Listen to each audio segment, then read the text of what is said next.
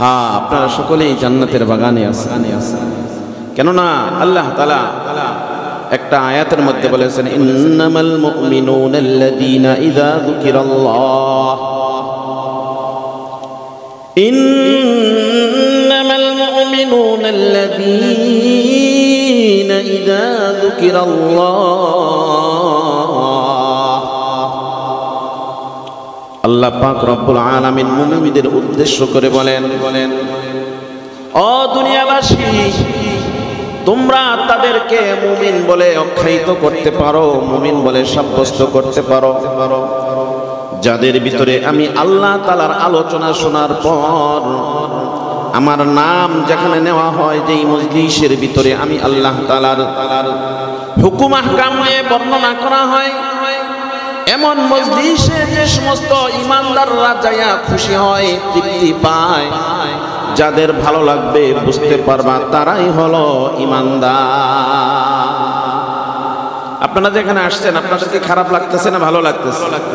যদি ভালো লাগে বোঝা যাবে তাহলে আল্লাহ যে ঘোষণা দিয়েছেন এরা হলো ঈমানদার, তাহলে আপনারা ঈমানদার। আল্লাহ বলেন, ইযা যুকিরাল্লাহ,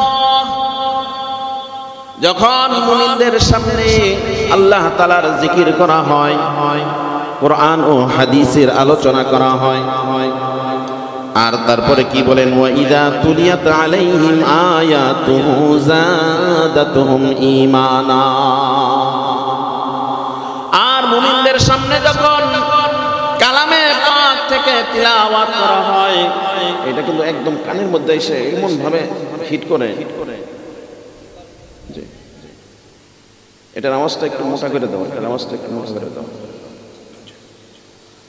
মুমিনদের সামনে যখন আল্লাহ পাকের কোরআন তেলাওয়াত করা হয়, আল্লাহ বলেন তেলাওয়াত শোনার পরে যাদের দিলের ভিতরে, যাদের অন্তরের মধ্যে ঈমান বেড়ে যায়, যাদের দিলের মধ্যে মজা লাগে, যাদের ভালো লাগে, বুঝতে হবে তারা হলো ঈমানদার।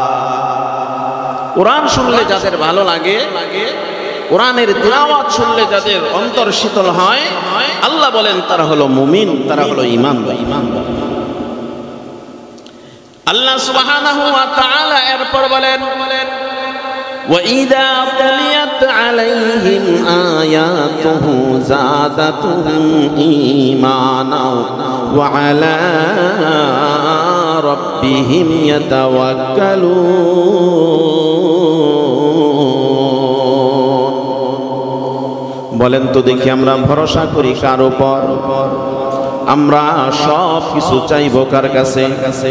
কেননা আমাদের আল্লাহ ব্যতীত আর কোনো মালিক নাই। কথা বলেন ঠিক কিনা? আসেনি আপনাদের অন্য কোনো মালিক বা উপাসনাকারী আছে?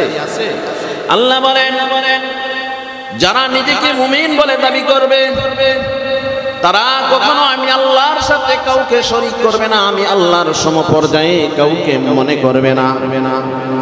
মুমিনরা একমাত্র আমি আল্লাহর উপরে ভরসা করবে, আমি আল্লাহ ব্যতীত আর কারো উপরে তারা বিশ্বাস বা আমি আল্লাহ ব্যতীত কারো উপরে তারা ইয়াকিন বা কারো উপরে তারা ভরসা করবে না। আমরা ভরসা করি কার উপর? এই যে বৃষ্টি হচ্ছে না, বৃষ্টি দেওয়ার মালিক কে? এই যে প্রচন্ড রোদ, মাথা ফেটে যাওয়ার উপক্রম হয়ে যায়, গরমে অসহ্য হয়ে যায়, এটা কে দিয়েছে?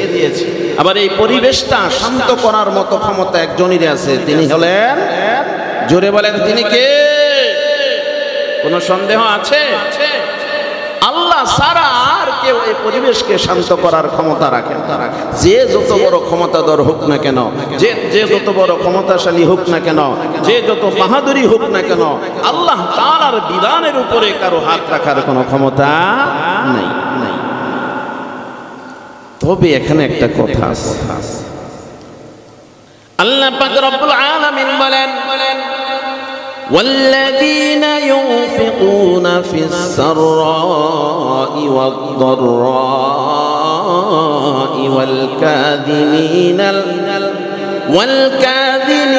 الغيظ والعافين عن الناس والله ইউহিব্বুল মুহসিনিন।